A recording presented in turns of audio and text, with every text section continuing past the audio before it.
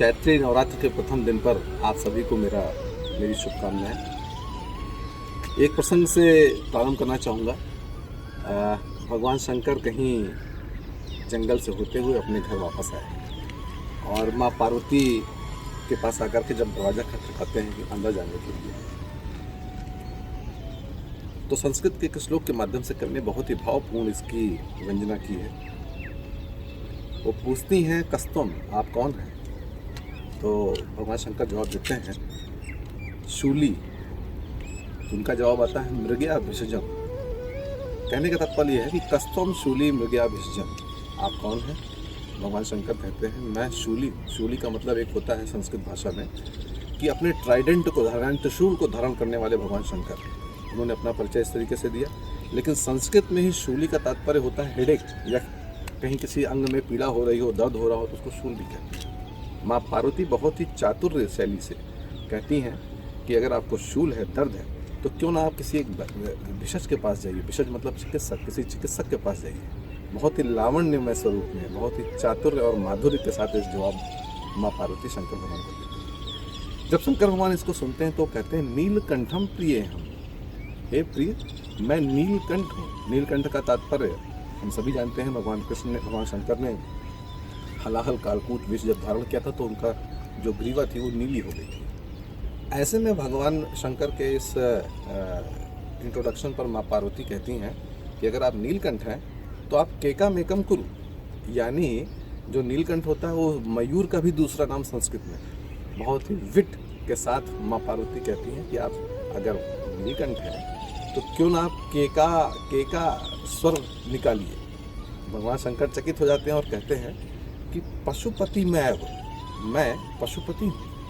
पशुपति भी हम जानते हैं भगवान शंकर का एक नाम है। माँ पार्वती इस पर कहती हैं कि अगर आप पशुपति हैं तो दृष्टय विषाणे नैव दृष्टय विषाणे। विषाण मतलब हॉर्न्स, जो सींग होती हैं उसको विषाण कहते हैं। माँ पार्वती फिर से चतुरता के साथ कहती हैं कि अगर आप पशुपति हैं, यानी आप पशु हैं, तो आपके सिर पे कोई सींग तो मैं देखती नहीं हूँ, इसलिए आप ये हो ही नहीं सकते। भगवान शंकर तो हो ही नहीं सकते, आप जाइए जंगलों में जाइए। इतना सुनने के पश्चात फिर भगवान शंकर कहते हैं, स्थाणुर्मुग्धे, हे मुग्धे, हे पार्वती, मैं स्थाणु हूँ। स्थाणु शिवलिंग का दूसरा नाम है संस्कृत में। लेकिन इसका भी बड़ी चतुरता पूर्वक माँ पार्वती जवाब देती है। वो कहती हैं, अगर आप स्थाणु हैं, यानी आप जड़ हैं, तो किम वदति, आप बोल कैसे रहे? जो व्यक्ति जड़ है वो बोल नहीं सकता।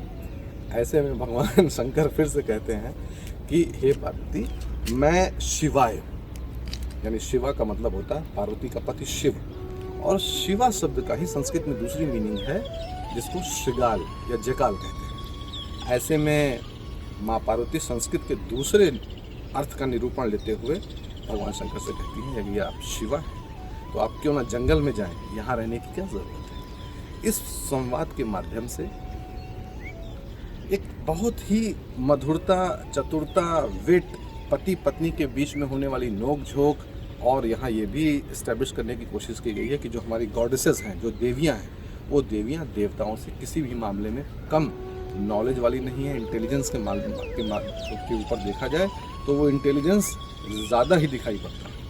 आज नवरात्रि के प्रथम दिन पर जब सारा विश्व, सारा देश, सारा हिंदू समाज, सनातन धर्म मातृशक्ति की उपासना करता है, इस भाव के साथ मैं आप सभी लोगों को नवरात्र की शुभकामना देता हूं।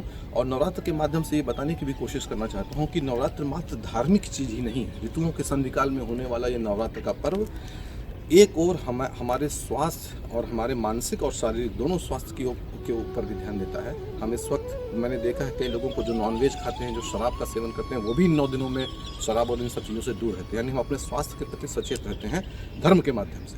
वहीं इसमें बहुत बड़ा साइंस भी इसमें इन्वॉल्व है। हम देखते हैं कि जो हमारी महिला शक्ति है, जो स्त्री शक्ति है, उसके इवोल्यूशन को भी नवरात्र के 9 दिनों में बहुत ही अच्छे तरीके से लिया गया है। आप एक श्लोक के माध्यम से देखिए, जब हम देखते हैं कि प्रथमम शैलपुत्री च, द्वितीयम ब्रह्मचारिणी, तृतीयम चंद्रघंटेति, कुष्मांडेति, चतुर्थकम, इसी तरीके से 9 दुर्गा का महत्व बताया गया है। आप देखिए इसमें स्त्री का प्रारंभिक रूप से लेकर के अवसान यानी मोक्ष तक के बारे में बहुत ही साइंटिफिक वे में इवोल्यूशन थ्योरी को बताया गया है, जो डार्विन थ्योरी बाद में देता है आज से 200 साल पहले। ये थ्योरी हमारे यहाँ कितने सालों से, कितने हजारों सालों से चलती चली आ रही है। प्रथमम शैलपुत्री, यानी पुत्री के रूप में स्त्री का आविर्भाव होता है, छोटी पुत्री होती है और वो इवोल्यूशन के फर्स्ट स्टेज को दिखाती है। द्वितीयम ब्रह्मचारिणी, आगे चल करके वो ब्रह्मचारिणी के रूप में आती है, किशोरावस्था में आती है, और कुमारी कन्या के रूप में हम उसको ब्रह्मचारी के रूप में उसको हम देखते हैं। तृतीयम, जब ब्रह्मचारी रूप समाप्त होता है तब फिर वो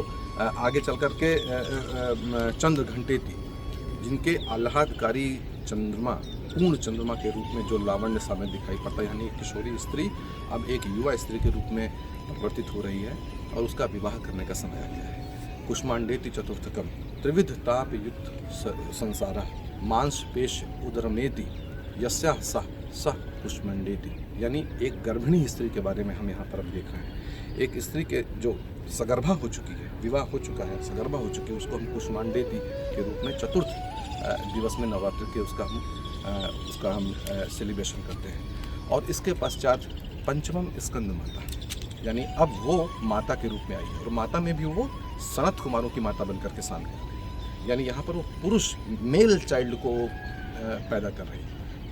आगे देखते हैं तो जो छठा स्वरूप है माता दी का, वो हम देखते हैं कि वो कात्यायनी है, यानी कात्यायनी ऋषि, जो कात्यायनी ऋषि कात्यायन के आश्रम में जब वो पुत्री के रूप में जाती हैं तो उनको कात्यायनी का नाम दिया जाता है। और ये एक बहुत ही बैलेंस फैमिली के बारे में भी हम आगे देखते हैं आपके साथ साथ, कि जहाँ एक और पुरुष यानी मेल चाइल्ड के को प्राप्त कर रहे हैं हम, वहीं दूसरी ओर हम आगे चल करके फीमेल चाइल्ड को भी प्राप्त कर रहे हैं, एक बैलेंस फैमिली का निर्माण कर रहे हैं। आगे चल करके कालरात्रि को देखते हैं। कालरात्रि समाज में और परिवार में किसी भी प्रकार के गलत कार्य को रोकने के लिए जब चंडी स्वरूप स्त्री धरती है तो वो कालरात्रि के रूप में हम देखते हैं। महागौरी तीचाष्टकम नवमम सिद्धिदात्री च, नवरात्रि इस प्रकार समाप्त होती है। महागौरी एक संपूर्ण मैच्योर और नॉलेजेबल स्त्री के रूप में हम उसकी परिणति देखते हैं। जो क्लाइमैक्स, जो कल्मिनेट हो रहा है क्लाइमैक्स, वो महागौरी के रूप में है।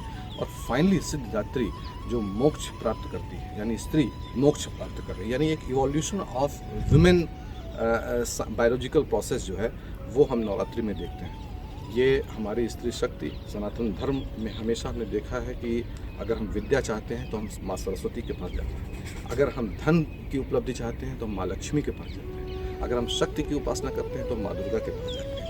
ये तीनों चीज़ें अगर सम्मिलित रूप में किसी के पास आ जाती हैं तो उसको संसार की दूसरी किसी वस्तु की ज़रूरत नहीं, मैं ये मानता हूँ। नवरात्रि इसी की एक चरम परिणति है। हमको किसी मदर्स डे की ज़रूरत नहीं है, सिस्टर्स डे की ज़रूरत नहीं है। हम नवरात्रि के माध्यम से आगे बढ़ें।